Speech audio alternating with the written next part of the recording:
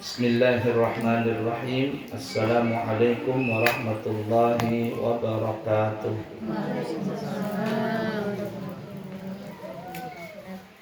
Alhamdulillahi rabbil alamin. Allahumma shalli wa sallim ala sayyidina wa nabiyyina wa maulana Muhammadin wa ala alihi wa ashabihi wa azwajihi wa dzurriyyatihi wa man tabi'ahum bi ihsanin ila yaumiddin, amma ba'du.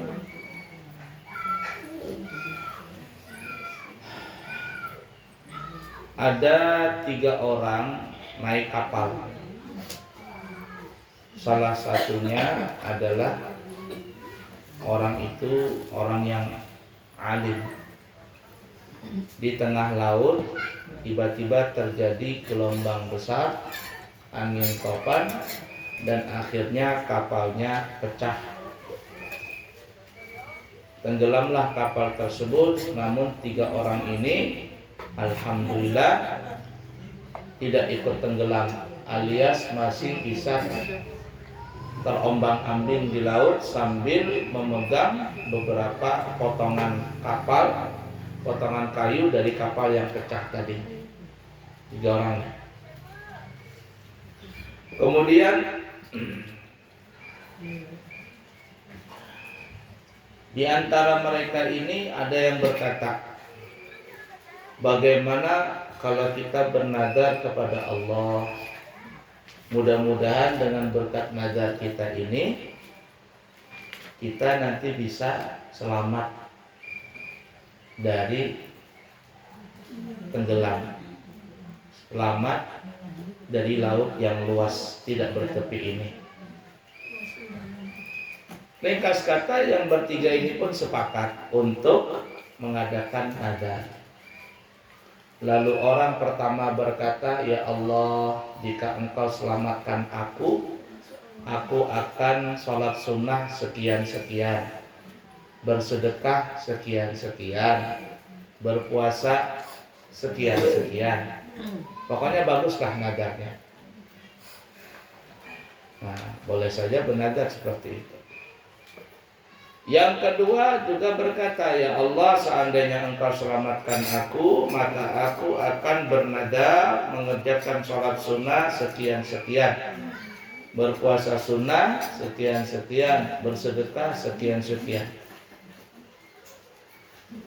Itu orang pertama dan orang kedua. Orang ketiga, si ulama ini, entah siapa ulamanya, pokoknya orang alim lah. Si ulama ini berkata, ya Allah, seandainya engkau selamatkan aku, maka aku akan bernadar tidak makan gajah. Sudah pernah cerita belum ya? Belum ya? Kalau engkau selamatkan aku, ya Allah, aku bernadar tidak makan gajah.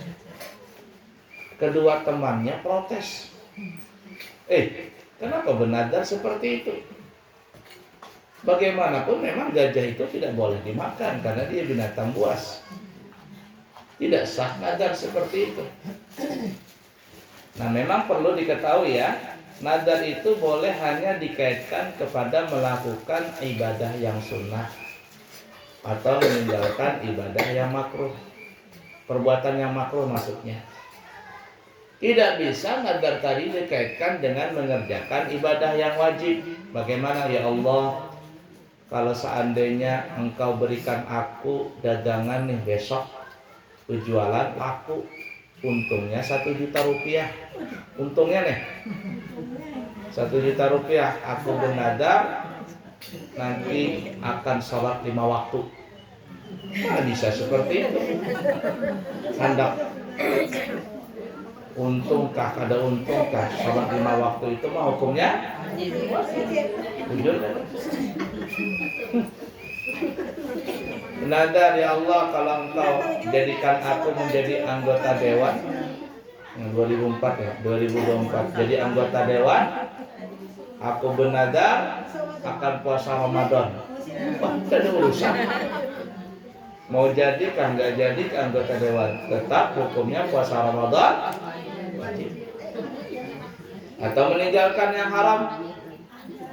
Ya Allah, kalau seandainya Engkau jadikan aku naik jabatan di kantor, maka aku nadar tidak akan berjudi umpama. Tidak bisa. Nadar tidak bisa dikaitkan seperti itu. Kenapa? Karena judi, mabok, zina dan lain sebagainya memang wajib ditinggal, haram untuk dilakukan. Jadi nadar itu hanya bisa dikaitkan kepada yang sunnah. Ya Allah, kalau ulun nak jual tanah yang laku, harganya ditaksirin 2 miliar. Ya ada apa-apalah 1M 100 juta, 900 juta kurang 100 ribu, kurang 100 juta nggak apa-apa lah. Laku segitu apalagi 2M. Maka ulun benadar hendak menyumbang ke Al-Islaminul Anwar 200 juta. Amin ya Allah. Gancang ulun mengaminkan. Pas laku tanah 2 miliar. Lupa deh. Ada yang lupa gitu. Pertama didoakan ya, datang kan dulu doakan ulun gula hendak menjual rupanya. Ayo berapa? Nanti ulun bari 35 juta. Ayo sudah doakan. Kabul sekalinya 15 juta aja gue aja. Makanya jangan ngomong dulu. Akhirnya jarnya yang sisanya anak dibagi-bagi nawan nang lain. Ayah sudah daripada kada dapat sama sekali itu. Separuh itu. Separuh. Ala hal seperti itu ya. Ya kita ya kalau sudah melihat duit lupa sudah. Makanya jangan ngomong dulu. Ngomong dulu gitu sudah. Nah tapi kalau nadar boleh saja untuk lebih meyakinkan, ya lebih cepat mengabulkan doa boleh saja seperti itu. Nah ya, nah ulama ini benadar tidak makan gajah. Pantasan aja kedua temannya protes, gimana sih kamu nadar seperti itu? Gajah mah bagaimanapun tidak boleh dimakan. Kata ulama tadi, aku tidak ngerti, Allah memberikan aku ilham kepadaku, pokoknya aku nadar tidak makan gajah. Selesai, titik sudah. Alhamdulillah, akhirnya setelah berhari-hari di tengah laut terombang-ambing, sampailah mereka di satu pulau. Terdampar di satu pulau. Selamat tiga-tiganya, alhamdulillah. Sudah berhari-hari kada makan nih. Ya, lapar sudah. Berhari-hari tidak makan, minum aja dengan air hujan yang turun. Cuma tidak makan. Tiba-tiba pada saat mereka di tengah di pantai tadi berjalan, ada anak gajah terpisah lawan rombongan anak gajahnya. Terpisah. Ketika terpisah, anak gajah ini ngelihat nang bertiga ini, nang berdua ini bilang, ada makanan katanya. Ditangkaplah anak gajah tadi, kemudian disembelih, dimakan. Kalau dalam keadaan darurat itu boleh aja kita makan apa saja. Makanya orang bahari perang pula, perang tuh namanya kita kan perang gerilya. Perang gerilya itu adalah perang yang di dalam hutan. Orang Amerika, orang mana nggak bisa menang kalau Indonesia kalau perang gerilya. Kenapa? Karena masuk dalam hutan. Bubuhan Dayak turunan habis dia tahu hutan dia. Nah jadi bubuhan nang bahar itu pejuang-pejuang tuh karena susah cari makanan di hutan tuh ada apa aja dimakannya. Ada ular, tangkapnya ular, ya tangkapnya dimakannya. Tapi sekedarnya saja memakan tuh artinya supaya tidak mati aja. Jangan mentang-mentang wah ini nyaman dari ular nih. Ya padahal cuma sehimpil aja dia makan cukup sudah, tapi dia setengah kilo mau makan diulah bakso pula. Tidak, sekedarnya saja supaya tidak meninggal. Ya, biqadri imsakir ruh kata ulama, memakan tadi hanya sekedar untuk ruhnya tidak keluar, alias supaya tidak mati aja karena kelaparan tadi. Nah, nang berdua ini melihat gajah tadi tangkapnya, makan, bunuhnya, dimakannya. Nang seikum tadi, nang ulama ini nggak ikut makan dia. Kata temannya, kenapa nggak ikut makan? Katanya begini, waktu di laut kemarin nadarku itu tidak berfungsi. Kenapa? Karena memang gajah itu memang dilarang. Tapi dalam kondisi seperti ini, aku itu boleh makan gajah. Kita ini bertiga boleh makan gajah, tapi untuk kalian boleh, untukku tetap haram. Kenapa? karena aku telah bernadar tidak makan gajah. Nang berdua ini terserah ikam aja lah. Makan-makan kadang-kadang, cuman kalau ikam kelaparan kami kada tanggung jawab lah kalau mati kelaparan, katanya kada bapak. Yang penting aku telah meluluskan akan nadarku. Kada lawas tiba-tiba asik-asik makan datang rombongan gajah nih. Mamanya, abahnya, pamannya, hasilnya, neneknya, kayaknya kumpul. Karena gajah itu kalau dia berjalan berombongan, ketawa. Dia gajah itu berombongan, dia berjalan. Akhirnya melihat anaknya nih dimakan, apalagi gajah ini mengapung tadi. Mengapung, kemudian gajah yang paling gandal datang mencium dengan belalainya. Bau gajah. Nang bapaknya ini habis saya dililit orang manusia itu, diinjaknya mati. Habis paparutan tahambur berataan. Orang kedua dicium-cium lagi pakai belalai. Bau gajah nih, injaknya lagi, mati lagi orang kedua. Orang ketiga bingung gajah. Dicium kada bau gajah. Tetapi berdekat lawan orang makan gajah. Nah, Allah subhanallah ya menolong ulama ini karena dia apa tadi namanya mempertahankan nadarnya. Allah tahan tidak dibunuhnya ulama tadi sama gajah. Lalu gajah ini pun melilit si ulama tadi pakai belalainya, tapi kada lilitan keras. Jadi itu dibawalah ulama ini masuk ke dalam hutan. Rombongan gajah masuk dalam hutan. Gajah itu kan kalau berjalan ditubruknya berataan. Apa jadi tubruknya pohon apa kan berubah, ada tahu menahu dia.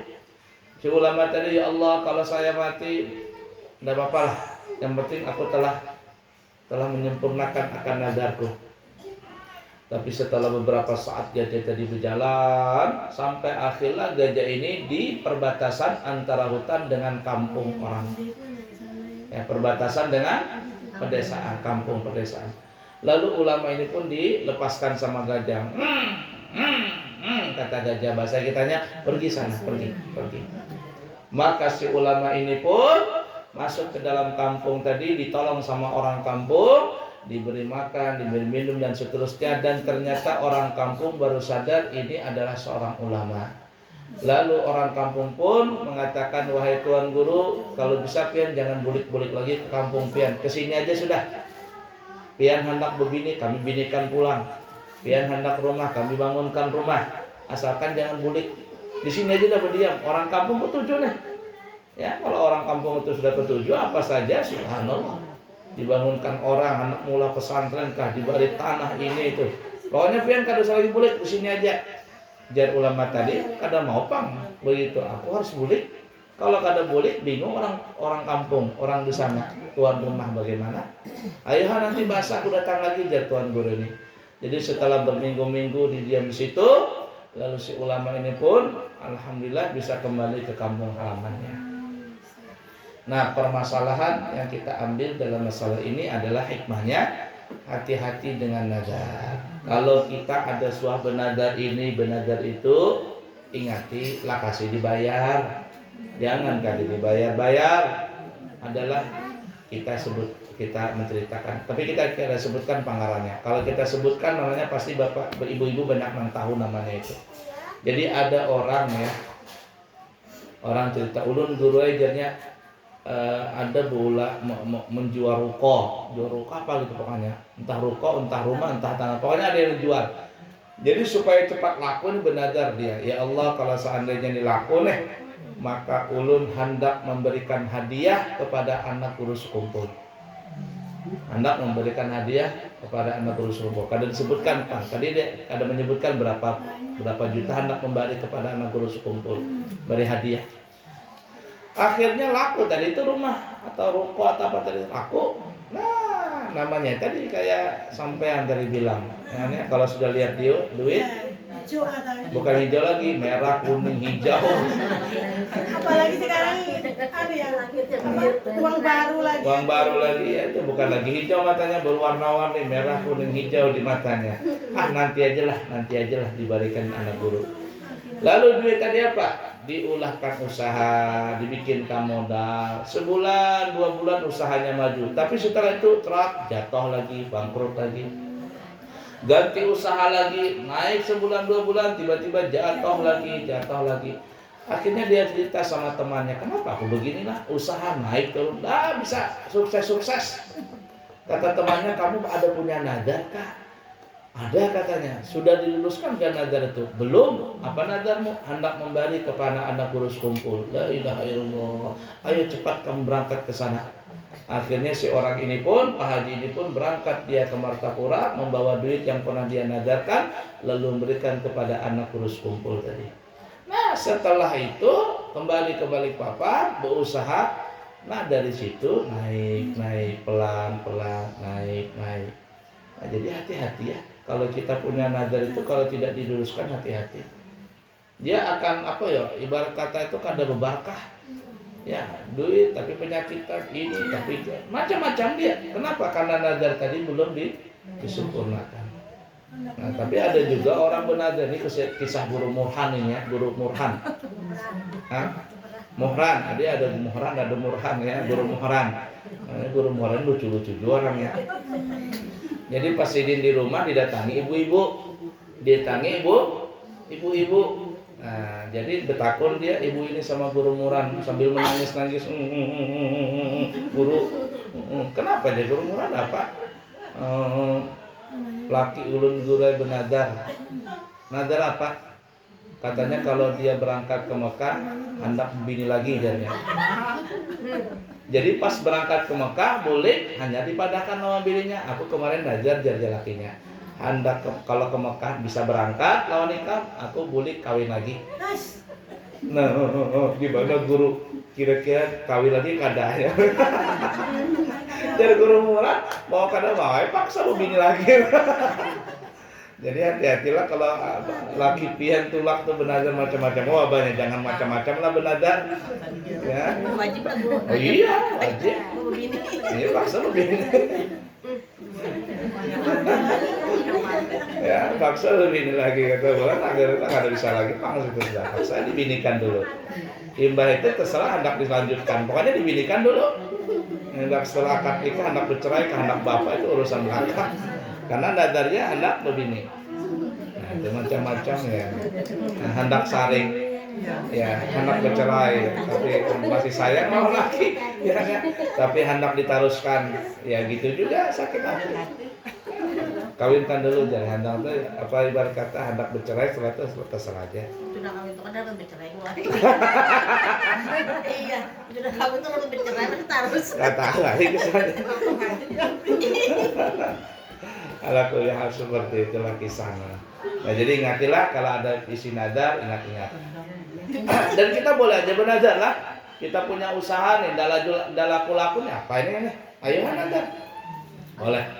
Ya Allah kalau seandainya dalam 1 minggu nih dagangan ulun habis, nadar ulun. Ya nadar ini, nadar itu, jangan nadar cuma puasa. Orang puasa namanya bersedekah sekalian. Ya ini laku ya Allah, kalau laku habis ulun bersedekah, ulun berinfak kemana karena itu. Ya, jangan pelit. Ada orang bernadar cuma puasa, ya. Maka keuntungannya banyak-banyak beli, tapi nadarnya cuma puasa, sholat sunnah, semuanya orang bisa. Seperti itu, orang duitnya tadi kemana nadarnya. Nah, ala kulli hal ya, itu nadar. Perlu diperhatikan dan kita boleh saja bernadar, tapi kalau sudah lulus nadar kita alias dikabulkan hajat kita, jangan lupa untuk menyempurnakan nadar tadi. Mudah-mudahan diberkahi beratan oleh Allah Subhanahu wa taala. Insyaallah panjang umur, sehat walafiat, dan insyaallah kita akan bertemu di kesempatan yang lain. Subhanakallahumma wa bihamdika asyhadu an la ilaha illa anta astaghfiruka wa atubu ilaik. Wa akhiru kalam, wassalamualaikum warahmatullahi wabarakatuh.